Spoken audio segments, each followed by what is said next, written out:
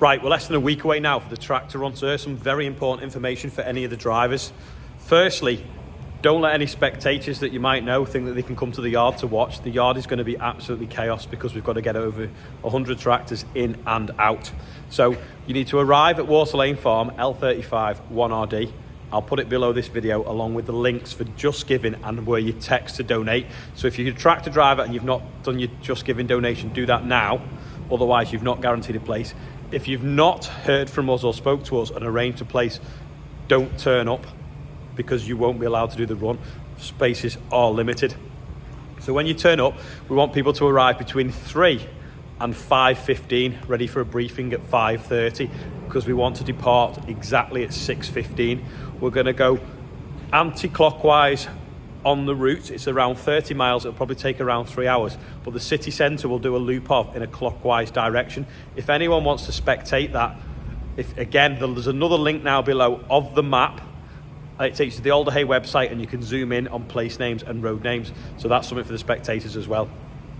So we need to drive in a convoy. To drive in a convoy, we need to stay close to make the convoy as short as possible, and we also need to follow like tram lines. So you've got to drive in exactly the wheel marks of the tractor in front, because the tractor in front will be following the police car. So I will be in this tractor at the front with communications. So if you tune your radio, we'll be using a free FM channel which will give you on the day when you arrive as which one's the best to broadcast on that day. Also, if you have chance, download the CB Midland app, because we'll be able to use that to communicate with everyone as well. I'll have a police radio. The police car will drive the route exactly where he wants us to drive, then I will follow it like lines in the sand or tram lines in a field. You've got to follow in exactly the same way. Here's the policeman explaining that to you now.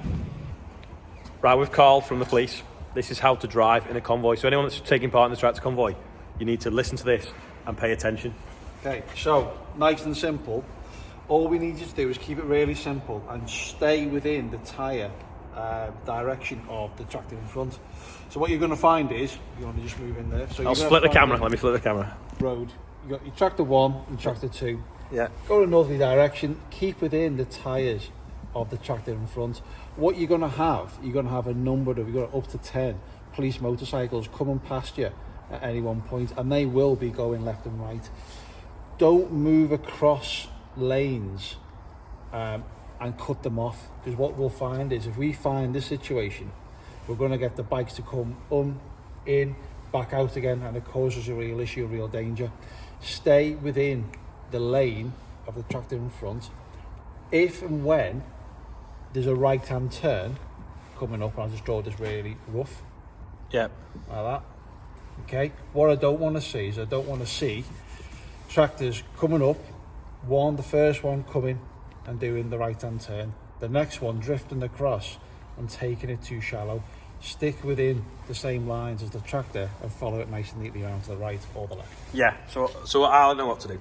So basically, pretend you're driving on a field or lines in the sand. So I'll be at the front following the police car. The police car will basically draw on the road imaginary lines like he's driving in sand, exactly where everyone's to follow. So if you see everyone getting over to the right-hand lane, don't get over to the right-hand lane till the vehicle in front of you gets into the right-hand lane, because that could close this gap and the motorbikes can't get up the inside.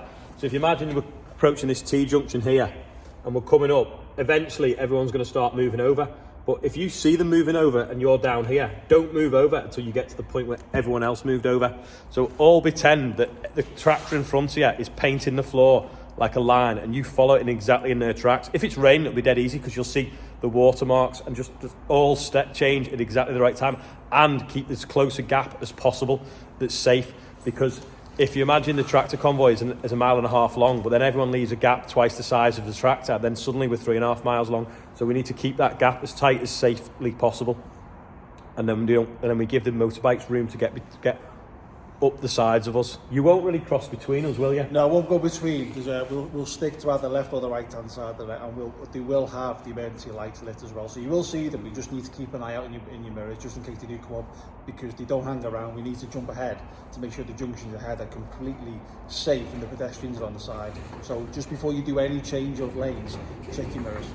We'll go through this again on the day of the tractor run, but I want everyone to know exactly what's expected of them on the day. So that's it. So I hope you understood that anyway. I'm going to give you a handout on the day with some more instructions on and things that you don't know. There's a lady here that's going to be serving pizzas, and she's going to give a donation to the charity run depending on how many she sells, so you can get fed beforehand. But yeah, can you arrive between 3 and 5 ideally, or 5:15, ready for a briefing at 5:30. Most importantly, when you're putting things out on social media, Twitter, Facebook, Instagram, whichever, try and use the hashtags and try and share the links for the Just Giving page or the text to tractor. The more times that's shared, the better with the hashtags. It gives us better coverage, and then we can raise even more money. Don't forget your donations for the food banks. Now, the food bank stuff doesn't want to be stuff that's going to be perishable, because some of these things collected on the Sunday before Christmas might not be dispatched till after Christmas.